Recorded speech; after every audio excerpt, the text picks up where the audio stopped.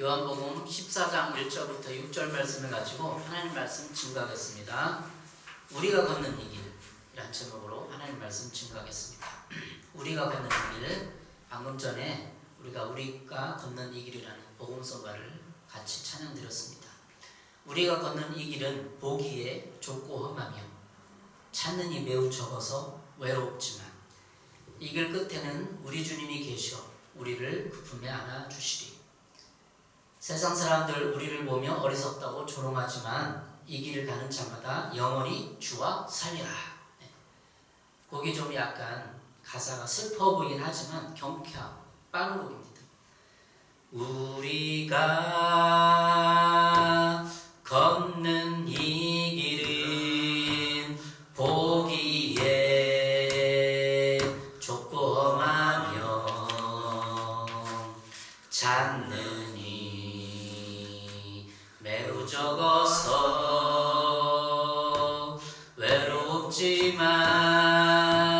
외롭지만 이 길 끝에는 우리 주님이 계셔 우리를 그 품에 안아주시리.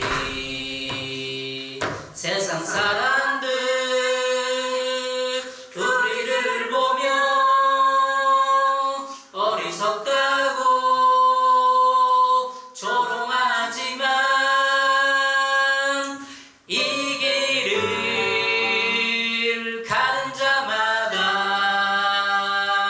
영원히 주가 살리라.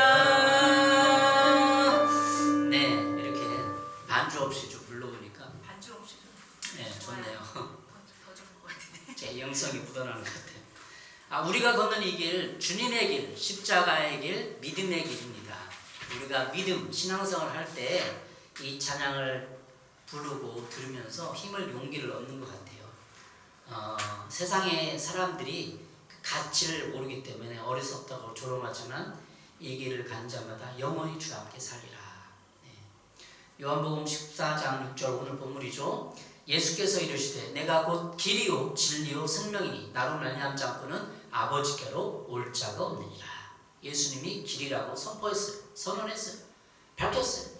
그렇기 때문에 예수님의 길을 가는, 믿음의 길을 가는 사람에게는 진리와 생명이 보장된 줄 믿습니다. 예수님을 따라가면, 예수님의 길을 통과하면 하나님 아버지께로 가는 거죠. 우리 인생의 사업, 학업, 가정, 또 인생의 짐들이 많이 있습니다.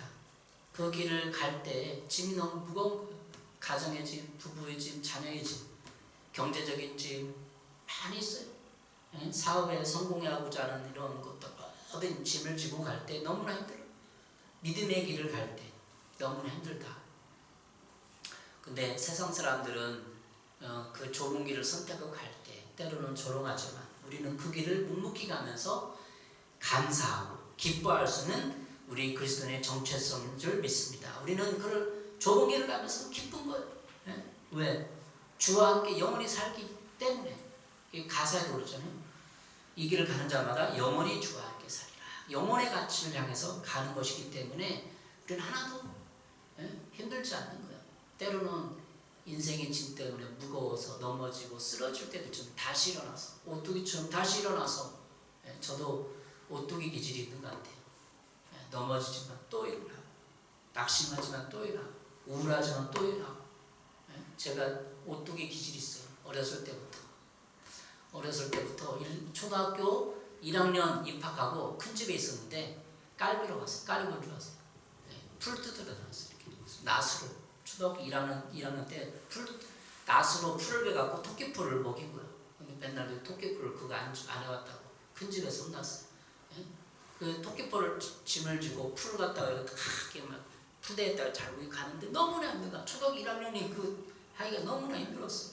근데 그때 어린애의 마음이, 제 종만이 조금만 가자 소리 막 떨어질 것 같아. 하다가 떨어지려고 하는데도 자꾸 쫓고 그렇게 해서 쫙 들여서 깔비 옹물을 집에까지 가지고 와고 소를 먹이고. 초등학교 1학년 때 제가 시골에 살았거든요. 1학년이었는데 큰 집에 살았어요. 그래서 그렇게 인내심이 길렀던 것 같아요. 그 오뚜기 기질이 그때 형성된 것 같아요. 좀만 참자, 좀만 참자. 혼나면 안 돼. 그래서 오뚜기 기질이 또 이러라고 또 이러라고. 우리 인생의 짐이 이렇게 힘들 때마다 우리가 그 인생의 짐을 지는 게 아니에요. 주님이 우리를 함께 동행하고 져주는 거예요. 오늘 가사에서 있는 것처럼 찾는 이가 좁고 험한 이 길은 좁고 험해요. 신앙의 길, 믿음의 길은 좁고 험해요. 왜? 어리석어 보니까. 왜? 주일날 왜 가서 등산 안 하고 여행 안 다니고 맛있는 거 먹으러 안 가느냐. 그 세상 사람 모르죠. 그러나 우리는 주일날 주님을 예비하고 창조주 하나님을 높이고 내 자신을 뒤돌아보고 그 예배하는 삶이 우리의 기쁨인 거예요. 하나님이 우리를 예배하도록 창조했으니까 너무나 감사한 거예요. 시편 37편 이번 주에 묵상했는데 시편 37편 14절 이런 말씀이 있습니다. 악인이 칼을 갈고 활을 당겨 간하고 궁핍한 자를 엎드러뜨리며 행위가 정직한 자를 죽이고자 하나. 이 땅에 악인이 있어요. 마귀가 사람들의 악한 본성을 이용해서 악인을 만드는 거예요. 그 사람 다 똑같지만 때로는 악인으로 쓰인다는 거예요. 내 주변의 사람이 악인이 될 수도 있어요. 시편 37편 14절을 세변학 성경으로 읽어보면 더 뜻이 분명해요. 악인들은 칼을 뽑아 치켜들고 활을 당겨서 비천하고 가난한 사람을 쓰러뜨리며 이 땅이 자본주의 사기 때문에 비천하고 가난한 자를 무시당하고 핍박받고 그런 거예요. 자기 길을 똑바로 걷는 사람들을 죽이고자 하지만 자기 길을 똑바로 걷는 사람들을 죽이려고 악인이 내 주변의 사람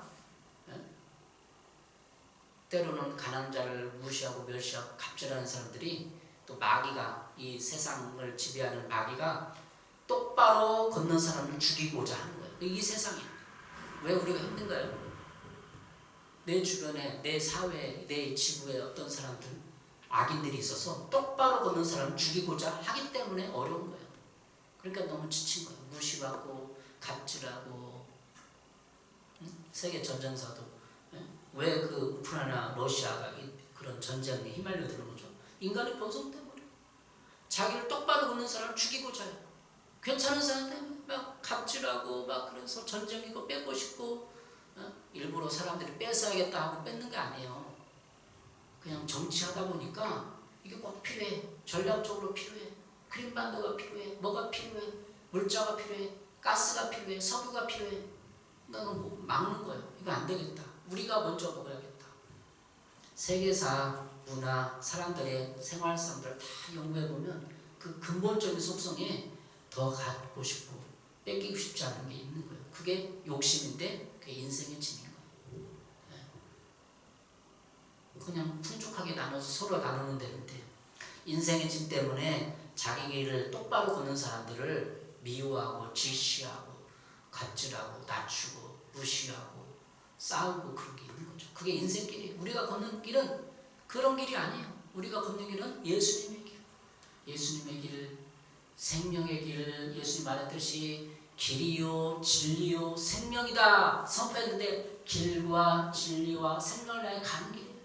더 많이 얻어서 더 풍족하고 더 여유를 누리는 길이 아니에요. 그 여유를 누리는 사람들의 마음속에는 늘 허전함이 있는 거예요. 학위를 해도 아파트를 사도 또 좋은 차를 있어도 늘 허전한 거. 뭔가 허전해. 그걸 감추기 위해서 중독에 되는 거예요. 중독. 게임 중독, 이런 중독. 오늘 본문을 통해서 우리가 걷는 길을 살펴보겠습니다. 우리는 어떤 길입니까? 단순하게 있어요. 길이고 진리고 생명 되신 예수님을 따르는 길이다 했는데 그 더 구체적으로 우리가 걷는 길은 어떤 길입니까? 첫 번째, 근심을 해결하는 길. 근심을 해결하는 길. 근심이라는 단어를 사전에 찾아보니까 여러 가지 영어 단어도 있어요. 트러블도 있고 워리도 있어요. 트러블을 많이 쓰는 것 같아요. 트러블. 근데 근심이라는 단어는 사전에 해결되지 않을 일 때문에 속을 태우거나 우울해함 이렇게 돼 있어요. 해결되지 않을 때문에 속을 태우거나 우울해함. 그럼 여러분 우리가 근심하나요? 요한복음 14장 1절에 이렇게 말하고 있어요. 너희는 마음에 근심하지 말라. 하나님을 믿으니 또 나를 믿으라. 예수님께서 근심하지 말래요. 왜? 해결되지 않을 일 때문에 속을 태우거나 우울함이 우리 인생 가운데 있기 때문에. 해결되지 않을 일이 뭐예요? 우리 늘 미래를 바라면서 더 좋은 학위, 더 좋은 성공, 더 좋은 아파트, 안락한 삶을 늘 향해 가고 있으니까 거기에서 만족하지 않는 거야. 더 허전하고 더 10억이면 20억, 20억이면 30억, 30억이면 40억으로 가고 싶은 거. 왜? 거기 안락함이 없으니까. 그래서 어떻게 되는 거죠? 근심하게 되는 거예요. 근심이 뭐죠? 해결되지 않을 때문에 속을 태우거나 우울해하는 거예요. 그러면 인간의 이 근심이 멈춰질 거예요? 안 멈춰져요. 왜? 인간에는 영원성이기 때문에. 잠언 전도서에 보면 인간의 마음, 영혼을 사모하는 마음을 주셨어요. 영혼을 사모하는 마음. 이 영혼을 사모하는 마음 때문에 그게 해결이 안 되는 거야. 왜? 근데 허전한지 몰라. 잠언 전도서 읽어보세요. 영혼을 사모하는 마음이라고 있어요. 단어가. 그래서 영혼을 사모하기 때문에 해결이 안 되는 거야. 영혼을 사는 마음. 그래서 이 근심은 궁극적으로 우리가 아파트 사야 되는 못 사고 성공 그 차원이가 아니라 영원한 미래에 대한 근심이 있는 거야. 내 죽음 이후의 삶, 그냥 덮고 살기 때문에 영원한 미래의 삶 때문에 근심이 오는 거예요. 궁극적인 근심은 그거야. 영원한 미래의 삶을, 죽음 이후의 삶을 어렴풋하게 느끼면서 가기 때문에 근심이 있는 거예요. 그 예수님께서 인간의 근본적인 근심을 짚고 넘어가는 거예요. 지금 너희는 마음에 근심하지 말라. 하나님 믿으니 또 나를 믿으라. 내 아버지 집에 갈 곳이 많도다. 그렇지 않으면 너에게 일렀으리라. 내가 너희를 위하여 거처를 예비하러 가노니. 예수를 믿으라. 하나님 믿으니까 믿으라. 우리 근심 해결하는 믿음이에요. 믿음. 하나님을 믿고 예수님의 존재를 믿고 예수님의 그 사역을 믿고 인격을 믿고. 두 번째는 아버지 집에 갈 곳이 많도다. 방들이 많다는 거. 우리 이 땅에서 아파트 한 채를 둘러엎게 있는 데서 살아가요. 그러나 하나님이 예비해준, 주님께서 예비해둔 그 거할 곳이 많다. 거할 곳이 뭐예요? 살 곳이 있다는 거야. 살 곳이. 우리는 이 땅에서 나그네처럼 성경에 말한 것처럼 알아요. 인간의 양심이 알아요. 이게 나그네다. 여기서 살다가 100년 만에 1000년 살 것이 아니다라는 걸 알아요. 그렇기 때문에 근심이 오고 불안하는 거예요. 그때 주님께서 아버지는 거할 곳이 살 곳이 많다. 이렇게 풀리는 거죠. 궁극적인 근심이 해결되는 거야. 그러니까 다른 작은 근심들이 해결되는 거죠. 궁극적인 인간 소망에 대한 죽음에 대한 공포와 모두가 해결돼 버리니까 작은 근심들이 작게 여겨지는 거예요. 아니, 큰 근심들이 작게 여기는 거예요. 세 번째, 너를 위하여 거처를 예비하려 한다. 미래에 대한 소망을 심어주는 거예요. 미래에 대한 소망. 미래에 대한 소망이 없으면 인간은 죽은 거예요. 10년 후에 내가 죽을 거 뻔히 알면서도 미래에 대한 소망이 없어요. 불안하고 두렵지. 미래는 인간의 한계성을 말하는 거예요. 우리가 신과 하나님과 차이가 뭐죠? 인간은 유한하다는 거예요. 딱 결정돼. 죽음 위에 딱 결정돼 있다. 신은 하나님 창조주 하나님 영원하다는 거. 그냥 다 양심이 알아. 인간 누구나. 그래서 불안한 거예요. 유한하기 때문에 인간의 삶은, 생명은, 재산은, 모든 것은 다 유한하기 때문에. 그래서 하나님이 우리 땅을 그리스도를 보면서 근심하지 말라. 그냥 근심하고 그냥 안 해요. 끝나는 게 아니라 영원한 미래를 보장했다는 거예요. 영원한 미래를 보장했으니 근심하지 말라는 것입니다. 걱정이란 뭐죠? 걱정은 사전에서 잘 보니까 어떤 일이 잘못될까 불안해요. 속을 태우고 이게 걱정이에요. 걱정은 워리어가. 근심은 워리라는 단어도 쓰지만 트러블. 근심 걱정이 우리 죄예요. 사실은 하나님을 믿는 사람들에게 근심 걱정하는 게 죄다. 왜 죄일까? 하나님이 우리를 해결되지 않는 모든 궁극적인 것을 근심을 없애줬고 걱정거리도 없애줬는데 어떤 일이 잘못될까 불안한 속을 태우는 거예요. 하나님의 목자 되고 아버지 되는데 잘못될까 봐 불안해. 또 떨어지면 어떡하지? 그때 차 뜨고 가다가 교통사고 나면 어떡하지? 불안하는 거야. 이게 걱정은 하나님 맡깁니다. 차 운전하고 갑니다. 지켜주십시오. 근데 술 안 먹었으니까 똑바로 운전하게 도와주십시오. 맡기는 거예요. 그러면 근심과 염려이 없어지는 거예요. 이 작은, 왜 궁극적인 근심이 없어졌기 때문에 작은 것도 맡길 수 있는 거예요. 큰 걸 맡겼으니까 미래에 대한 소망, 죽음에 대한 공포를 맡겼는데 지금 여기서 교통사고나 죽으면 어떡하나 불안하고 있어. 그럼 말이 돼요. 큰 근심, 미래에 대한 소망, 죽음에 의한 삶, 영원한 공포를 주님께 맡기고 믿었는데 이 작은 교통사고 나서 접촉사고 나서 보험료 올라오면 어떡하나, 할증하면 어떡하나, 거기서 근심받고 있는 거예요. 아파트 당첨 안 되면 어떡하나. 말이 안 되죠. 큰 근심을 해결해줬어 우리. 그렇기 때문에 작은 근심도 그냥 지푸라기처럼 버리고 맡기고 털어볼 수 있는 것입니다. 이게 그리스도인 정체성이에요. 그리스도인은 고린도 고린도후서 6장 8절에서 10절에 말하고 있습니다. 우리는 속이는 자 같으나 참되고 무명한 자 같으나 유명한 자, 죽은 자 같으나 보라 우리가 살아있고 징계를 받는 자 같으나 죽임을 당하지 아니하고 근심하는 자 같으나 항상 기뻐하고 나왔죠. 10절에 고린도후서 6장 10절 근심하는 자 같으나 항상 기뻐하고 우리는 근심하는 자 같아요. 믿음의 길을 가다니까 주일날 일요일날 장사도 안 해, 뭐 직장도 안 가, 뭐 더 일도 안 해, 여행도 안 다녀, 뭔가 시간도 없고 돈도 더 주는 거예요. 7일 버는 사람이랑 6일 버는 사람 틀리잖아요. 그러니까 더 주는 것 같아. 근데 그게 아니야. 근심하는 자 항상 기뻐하고 가난한 자 같으나 많은 사람 부유하게 하고 아무것도 없는 자 같으나 모든 것을 가진 자로다. 이게 그리스도인의 정체성이에요. 그리스도인의 성격이에요. 겉으로 보기에는 근심 많은 것 같아. 돈도 없어. 가난해 보여. 근데 많은 사람을 부유하게 하고 우리 속으로 진리로 예수님의 복음으로 우리 자신을 살펴보세요. 그러고 있는 거예요. 사실은 세상의 빛과 소금 역할을 하는 거예요. 남이 사기쳐서 뭐 이렇게 할 때 뭔가 속여서 세금 덜 내고 부자가 될 때 우리는 정직하게 그 사람의 빛이 되는 거예요. 꺼림칙해. 그리스도를 보면서 그럼 세상의 빛과 소금이 되면서 우리 스스로 근심하지는 것 같아. 근데 근심이 아니야. 궁극적인 근심을 내려놨는데 미래에 대한 소망, 죽음의 공포를 내려놨는데 여기 가까이 있는 목사님 계셔요. 간증을 들어봤어. 어렸을 때 죽음의 공포가 너무 강한 거야. 이 목사님 가까이 있어. 간증 들어봤는데 어렸을 때 중학교 때 너무 죽으면 어떡하나, 죽으면 어떡하나 막 피골이 상접하고 밥도 못 먹었대요. 그것 때문에 주님을 만나는 거야. 근데 그 아들도 몇 살고 10살도 안 됐는데 또 죽음의 공포 때문에 막 가고 네. 그런 사람 많이 안 봤어. 독특해. 죽음에 어떻게 막 10살, 14살 살 텐데 죽음의 공포 때문에 막 불안해하고 막 그렇게 하는 줄 알았어. 저도 그런 사춘기 때문에 그런 생각을 좀 해봤지만 어쨌든 죽음의 공포를 맡긴 사람들은 근심하는 자 같은 항상 기뻐할 수 있는 것. 궁극적인 근심이 해결되기 때문에 자 우리는 어떻게 되냐 넘치는 인생을 사는 것. 넘치는 인생. 고린도후서 9장 8절 하나님이 능히 모든 은혜를 너희에게 넘치게 하시나니 이는 너희로 모든 일에 항상 모든 일에 넉넉하여 모든 착한 일을 넘치게 하려 하심이라. 우리는 넘치는 인생을 살기 위해서 부름받았어요. 재정도 마음도 여유도 기쁨도 넘쳐야 돼. 고린도후서 8절 하나님이 능히 모든 은혜를 너에게 넘치게 하시나니 은혜를 넘친다.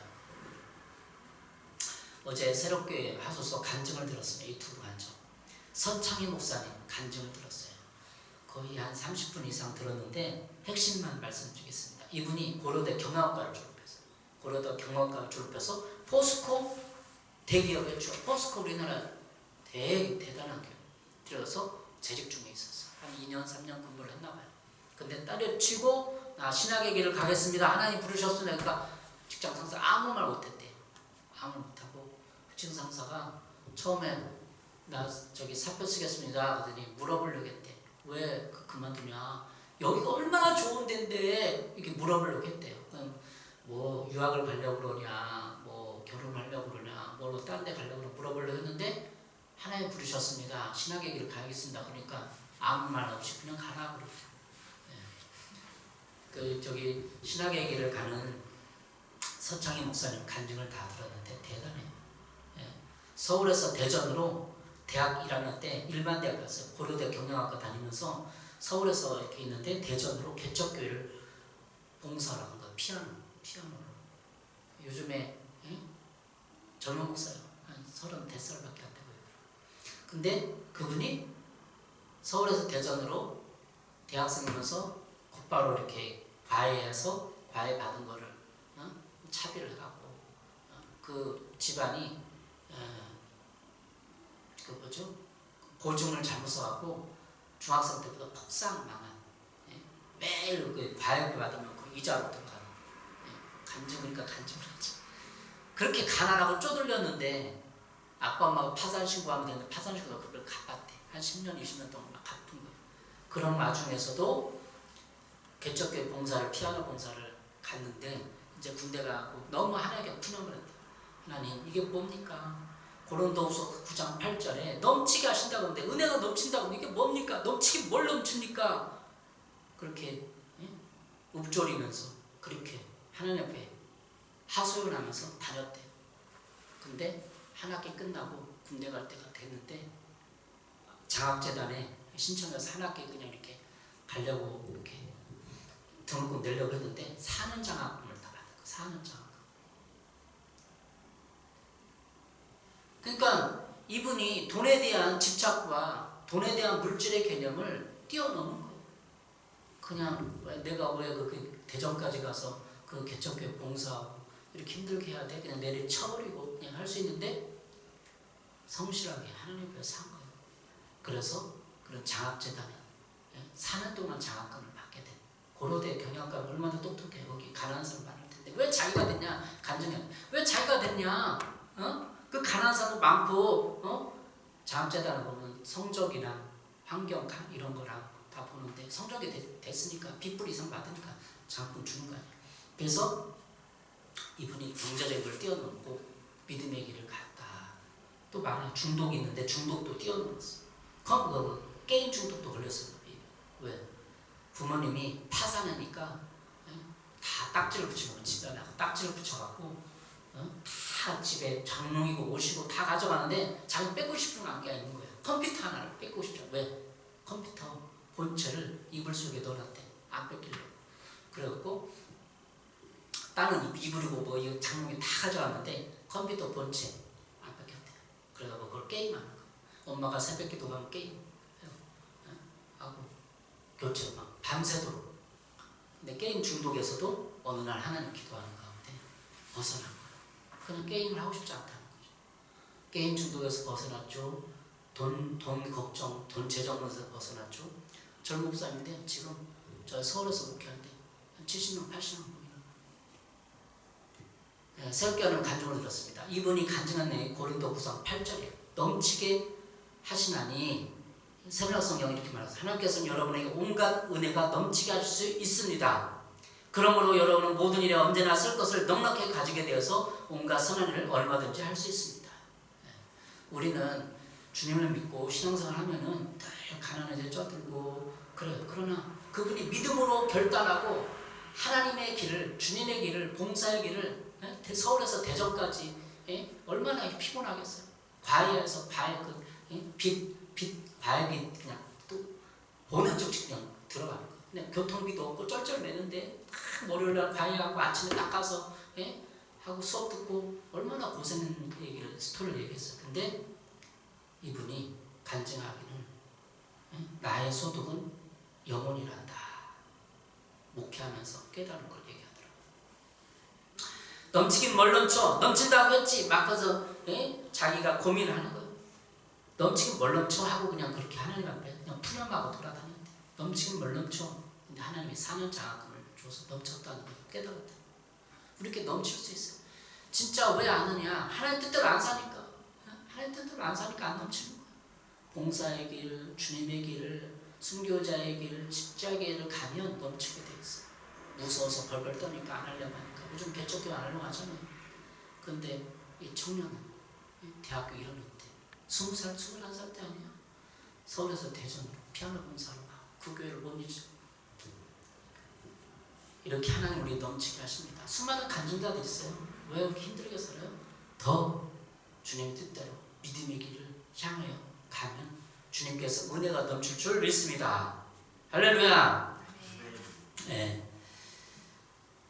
주님께서 근심을 뛰어넘게 하시고 걱정을 뛰어넘게 하는 해결 방법은 해결되지 않을 때문에 우리가 이렇게 속을 태우고 있을 필요가 없습니다. 근심이라는 단어가 해결되지 않을 때문에 속을 태울 필요가 없습니다. 근심을 해결했잖아요. 해결자신 예수님이 궁극적인 문제, 이사 문제, 우리 영혼의 이사 문제를 해결했기 때문에 작은 것도 맡기면서 꾸준히 걸어가면 갈 수 있는 거예요. 이 서창희 목사님 여기 예배 끝나고 보내줄게 간증. 육신이 이사갈 곳을 마련하지 못한 인생, 다 인생들이에요. 떠날 것을 아는데 떠나서 어디서 사는지를 모르는 인생은 불안하고 초조합니다. 그런데 우리 그리스도인은 이제 이 세상을 마치면 영원한 하늘나라에 안식할 것을 알기 때문에 그 영원한 두려움과 근심과 걱정에서 벗어날 수 있는 거예요. 예수 그리스도가 근심을 해결하는 유일한 길입니다. 유일한 길이에요. 맡기고 믿으면 되는 거예요. 하나님을 믿고 예수님을 믿고 그 길을 가면 순종하면 되는 거예요. 근심의 길을 벗어날 수 있는 것입니다. 두 번째, 나는 길을 알지 못하는 것이에요. 나는 그 길을 알지 못합니다. 5절이에요. 도마가 이르되 주여 주께서 어디로 가시는지 우리가 알지 못하거늘 그 길을 어찌 알겠사옵나이까. 4절에 예수님이 말했죠. 도마가 대답하는 거예요. 주께서 어디로 가시는지 나는 알지 못하거늘 그 길을 어찌 알겠사옵나이까. 그 길을 어떻게 그 길을 알 수 있겠습니까? 예수님께서는 계속해서 자신이 배신당하여 죽을 것이며 부활하여 하나님께로 가실 것을 말씀하셨습니다. 그러나 영적 분별력이 없던 도마는 여전히 진리를 보지 못하고 있는 것입니다. 여기서 말하는 건 신앙적 겸손이에요. 신앙적 겸손. 나는 그 길을 알지 못해요. 그래야 길을 아는 주님께 물을 거 아니에요. 따를 거 아니에요. 여러분, 여러분의 인생의 길을 알아요? 한 치 앞도 몰라요. 10년 후에, 5년 후에 그냥 계획을 세울 뿐이지, 아파트 한 장만해서 편안하게 아들, 딸 행복하고 잘 살 뿐이지 모르잖아요. 예전에 제가 사역했던 교회 그 권사님이 간증했대잖아요. 자기는 다 자녀들을 위해서 성공했다. 자녀들이 뭐 검사인가요? 변호사인가요? 했대잖아요. 결혼도 잘하고 검사, 초등학생 다. 근데 말년에 들어서 후회하는 것은 아이들을 신앙으로 교육하지 못했다. 교회 잘한다 그런 거죠. 그랬다는 거예요. 우리는 길을 알지 못해. 인생을 아무리 권사님, 장로님 돼서 살아보자 자기 자녀들 신앙적으로 교육 못했으니까 후회하잖아요. 시편 23편 1절 3절을 우리가 다 아는 내용이잖아요. 여호와는 나의 목자시니 내게 부족함이 없으리로다. 그가 나를 푸른 풀밭에 누이시며 쉴만한 물가로 인도하시는도다. 하나님 우리 인도하셔. 내 영혼을 소생시키고 자기를 위하여 의의 길로 인도하시는도다. 인도가 떠났죠. 1절의 인도, 2절의 인도. 3절은 나에게 다시 새 힘을 주시고 당신의 이름을 위하여 바른 길로 나를 인도하신다. 세번역 성경. 새 힘을 주시고 당신의 이름을, 하나님의 이름을 위하여 나를 바른 길로 인도하신다. 나는 어느 것이 바른 길인지 몰라요. 그냥 주님께서 나를 인도해 주세요. 마음자세를 가지면 하나님은 하나님의 이름 때문에 나를 책임지는 거예요. 그러니까 김종만이 더 유명했으면 좋겠다, 더 이렇게 잘났으니까 좀 높여주겠다가 아니라 하나님의 이름 때문에 나를 높여줘야 돼요. 평생 이러고 있으면 우리 친척들이, 형제들이 뭐가 될까? 하나님이 그렇게 고생하다 너 그냥 아유 하나님 없나 보다 그러고 갈 거 아니에요. 그러니까 하나님 이름을 위해요 나를 높여주는 거예요. 서창희 목사님 부모가 개척교회 한다는데 보증 섰대요. 개척교회 한다는데 보증 서가고 탁상 망하고 탁상 망아버린 거야. 그러니까 10년 쉰 동안 빚을 갚으니라고. 서창희 목사 초등학교 때 그게 벌어진 거예요. 하나님 이름이 뭐가 될 거야? 그러니까 높여주는 거야. 우리가 이렇게 살면 하나님 이름이 뭐가 되겠어요? 그래서 하나님이 부어주고 은혜를 부어주고 성공에 만들고 길을 닦아주고 그런 거 하나님의 이름 때문에, 우리 이름 때문에 그래. 김종만도 열심히 했으니까 이제 됐다 하고 옛날에 그런 생각 못 해봤어요. 야 개척교회 한 5년 10년 참고 인내를 하나님 높여주겠지. 근데 그게 내 이름으로 내가 노력하고 참고 인내해서가 아니라 하나님의 이름 때문에 나 높여줘야 돼. 그럼 하나님의 이름이 어떻게 되게? 땅에 떨어지게 우리 가족들은 뭐가 되게? 그래서 하나님의 이름 때문에 나를 높여주는 거야. 난 인격을 빚어 만들고 훈련시켜서 높여주는 거야. 그냥 높여주더라. 그냥 하나님이 그냥 딱 해서 그냥 높여주잖아요. 기르고 훈련시켜서 하나님 높여주고 하나님 이름 때문에 높여주는 거야. 우리는 하나님의 이름을 위해서 창조된 피조물에 지나지 않습니다. 인생의 길이 두 가지 있어요. 자기 중심주의의 길, 그리고 하나님 중심주의의 길이 있어요. 두 가지 길이 있어요. 자기 중심, 그리고 하나님 중심주의의 길이 있어요. 신앙이란 다시 그 길에 들어서는 하나님 중심주의의 길에 들어서는 거예요.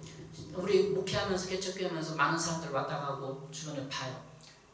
대부분 자기 중심주의로 하나님 중심의 뜻이 뭘까? 하나님 뭘 원하실까? 개척교회 봉사하고 개척교회 멤버가 되어서 교회를 세우고 전도하고 영혼을 길러내는 것이 아니라 나 편한 대로, 나 큰 교회 가서 쉽게 신앙생활하고 싶다는 사람이 많았어요. 그게 자기 중심주의에 하나님 뜻이 뭔데? 서창희 목사님 20살 때 대전까지 왔다 갔다 왕래하면서 차비도 없이 막 왔다 갔다 하면서 봉사하니까 봉사해서 그렇게 높여줬다는 게 아니라 하나님의 뜻이 거기 있다는 거예요. 책임진다는 거예요. 우리는 성장의 목표와 관심이 있어. 우리는 얼마큼 성장하고 뭘 성취하고 목표를 성취하고 관심이 있어. 하나님은 나와의 관계에 먼저 관심을 가진다. 하나님은 우리의 성장, 목표, 성공 그런 그거보다는 나와의 관계. 하나님 그 인도하기 위해서는 하나님과 그 관계. 나는 그 길을 알지 못합니다. 나를 인도해 주세요. 그러면서 관계가 설정되는 거예요. 손을 내밀어 주님 나는 그 길을 몰라요. 좀 인도해 주세요. 이렇게 손을 내밀어라 인도하는 관계가 설정되는 거예요. 나는 내 인생 길을 잘 알아요. 주님 없어도 나는 성공할 수 있어요. 주님 없어도 나는 잘 해결할 수 있어요. 이게 관계가 설정이 안 되는 거야. 그러면 손을 내밀어야 관계가 설정되지. 그렇기 때문에 나는 그 길을 알지 못합니다. 겸손의 자세가 필요한 거예요. 세 번째, 우리의 가는 길은 세 번째, 예수님은 하나님께 이르는 유일한 길임을 인식하고 선언해야 됩니다. 예수님은 하나님께 이르는 길이다. 6절, 예수께서 이르시되 내가 곧 길이요 진리요 생명이니 나로 만날 자는 아버지께로 올 자가 없느니라. 이렇게 선언했어요. 예수님이 길이라. 그럼 어쩌라고요? 질문할 수 있죠? 어쩌라고요? 관계를 맺으라는 거예요. 예수님과 관계를 맺으라고. 예수님의 인격과 신성을 인정하고 관계를 맺으라는 것입니다. 대화를 시작하고 교제를 시작해야 됩니다. 우리 기복주의에서 교회만 잘 때 복을 받아 그런 것이 아니라 고백적인 삶으로, 예수님과 고백적인 삶으로 대화를 시작하고 관계를 맺으라는 것입니다. 서창희 목사님 간증에서 그가 읍조로 돼요. 20살인데 뭐가 믿음이 있겠어요. 그 당시에 집이 파산하고 가난한데 등록금 썰쩔매는데 뭐가 믿음이 있겠어요. 근데 그 고백, 하나님 정말 있습니까?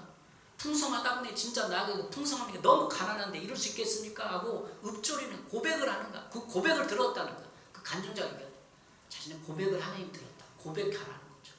그러니까 우리는 신앙으로 하면 성숙한 사람의 표지를 속 마음은 진짜 너무 힘드는데 하나님 막 대들고 싶고 짜증난데 왜 이렇게 가난한다 원망감 있는데 하나님 감사합니다 이렇게 신앙인 줄 알아. 근데 그게 신앙이 아니에요. 시편을 읽어보십시오. 시편에 얼마나 원망감이 있고 짜증이 있고 불평이 있고 그걸 승화시키고 하는 고백합니까? 고백을 하라는 거예요. 그러니까 서창희 목사님 간증 듣고 고백을 하라는 거예요. 우리 영성훈련 합병교회 모여줘를 많이 받았잖아요. 그걸 정직하게 꺼내놓으라 근데 그 꺼내집니까? 이 속에는 진짜 원망감, 미움, 질투, 분노가 있는데 쉽게 안 나오거든요. 이렇게 부르짖기도 하고 고백을 하는 거예요. 하나님 풍성하게 했는데 이게 뭡니까? 이게 뭡니까? 이렇게 고백을 하라는 거예요. 그래도 푸념해도 되고 고백적 삶으로 하나님과 관계를 맺으라는 거예요. 읍조림을 시편에도 읍조린다고 나왔어요. 그것이 함께함 말하는 거죠. 요한복음 14장 23절 예수께서 그에게 대답하셨다. 누구든지 나를 사랑하는 사람은 내 말을 지킬 것이다. 그리하면 내 아버지께서 그 사람을 사랑할 것이요 내 아버지와 나는 그 사람에게 가서 그 사람과 함께 살 것이다. 새벽 성경 함께 사는 거예요. 읍조리면서 그냥 고백하면서 함께 사는 거예요. 고백을 해야 함께 살. 진실은 주님과 살려면 진실해야 돼. 그러니까 원망감 쓴뿌리가 있는데 미움이 있고 생활에 대해서 불평감이 있는데 하나님 감사합니다. 찬양이 없어요. 찬양이 안 올라가 그냥 솔직하게 고백. 주님 너무 가난한데 풍성하다니까 거짓말 같습니다. 진짜 왜 이렇게 안 끝납니까? 이런 고백들이 필요한 거죠. 그러니까 주님께서 서창희 목사님 마음에 그 다음 학기 그 다음에 몇 달 후에 그냥 산환장학금 주고 그걸 체험하게 하는 거죠. 근심을 하게 하는 길은 예수 그리스도입니다. 나는 그 길을 알지 못합니다. 예수님이 가는 길을 알지 못할 뿐더러 인생의 길이 어디 있는지 뭐가 좋은 길인지 바른 길인지 알지 못합니다. 겸손해야 되고 마지막 궁극적으로 예수 그리스도가 유일한 길이다. 예수님과 관계를 맺어라. 인격적인 관계, 고백적인 삶으로 진실해져라. 주님 앞에 진실해져라. 많은 사람들은 내가 믿음 있는 척, 어떻게 누구 목사인 척, 사모인 척, 권사인 척 하지만 주님 앞에 나는 진실하게 고백적으로 삶으로 주님과 관계를 맺을 때 주님은 하나님께 이르는 유일한 길임을 내 인생을 통해서 보여줄 것입니다. 시편 37편 23절 24절입니다. 여호와께서 사람의 걸음을 정하시고 그의 길을 기뻐하시나니 그는 넘어지나 아주 엎드러지지 아니하면 여호와께서 그의 손으로 붙드심이로다. 우리가 걷는 길이 세번역 성경으로 시편 37편 23, 24를 읽어보겠어요. 우리가 걷는 길이 주님께서 기뻐하시는 길이면 우리의 발걸음을 주께서 지켜주시고 어쩌다 비틀거려도 주님께서 우리의 손을 잡아주시니 넘어지지 않는다. 우리가 걷는 이 우리 복음서가 있듯이 주님께서 기뻐하신 길이면 우리 발걸음을 주께서 지켜주시는 우리 발걸음, 때로는 방향을 잘못 들어서 어쩌다 비틀거려도. 제가 이 말씀을 읽으면서 생각나는 예화가 있는데, 제가 신학생 때 제가 성결고 신학을 했는데 저기 장로교 어디죠? 한신 측에 가봤어요. 한신 측에. 그래서 속마음은 다 생각이 있죠. 여기서 가면 장학금을 대줘갖고 신학대원을 다 갈 수 있을 것이다. 나 계산을 하고 왔어. 그게 잘못된 길이에요. 근데 그게 무슨 아니죠. 왜? 제 친구 아버지가 목사님이었어요. 친구 아버지를 통해서 갔으니까 그 교회 좀 큰 교회고 신학대원 가면 장학금 좀 해주겠지 하고 있었는데 초변에 박살났어. 아닌가? 잘못 왔다. 내가 하나님 성결교를 불렀는데 여기 지금 장로교 오면 안 되겠다고 다시 길을 벗어났습니다. 자, 마치겠습니다. 어쨌든 주님께서는 우리가 비틀거려도 우리의 손을 잡아주시고 넘어지지 않는다는 늘 기억하십시오. 잘못된 길에 들어서도 힘들어도 주님께서 우리의 손을 잡아주시니 넘어지지 않는다. 하나님 우리의 길을 붙잡아 주실 것입니다. 용기를 내시고 힘을 내십시오. 기도하겠습니다. 하나님 감사합니다. 이렇게 우리가 걷는 이 길을 점검해 봤습니다. 예수 그리스도만이 유일한 길인데도 이곳저곳 기웃거리며 세상의 길로 아버지 들어섰습니다. 용서해 주시고 오직 예수 그리스도만 붙잡고 가는 유일한 길, 좁은 길이라도 감사하면서 갈 수 있도록 축복하여 주시옵소서. 예수님의 이름으로 기도했습니다. 아멘.